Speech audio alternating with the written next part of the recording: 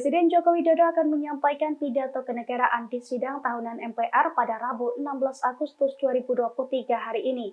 Ia tiba sekira pukul 8:33 waktu Indonesia Barat dengan menggunakan baju adat dari Tanimbar, Maluku.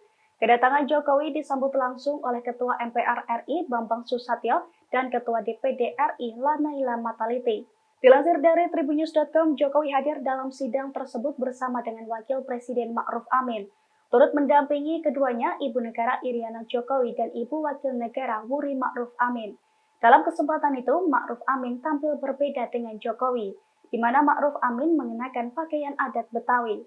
Setelah tiba di lokasi, Presiden dan Wakil Presiden kemudian diantar menuju ruang tunggu sebelum menyampaikan pidato.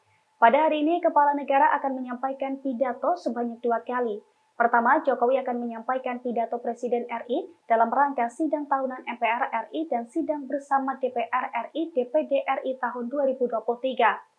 Kemudian Jokowi juga akan menyampaikan pidato Presiden RI dalam rangka penyampaian RUU APBN tahun anggaran 2024 disertai nota keuangan dan dokumen pendukungnya tahun 2023 tahun 2024.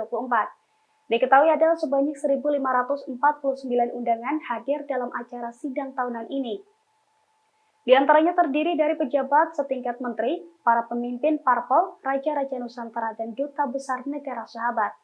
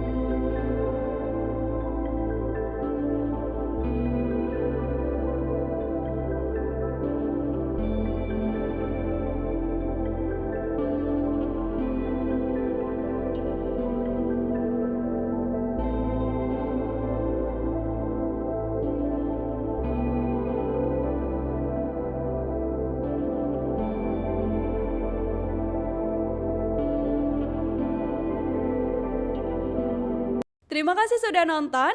Jangan lupa like, subscribe, dan share ya.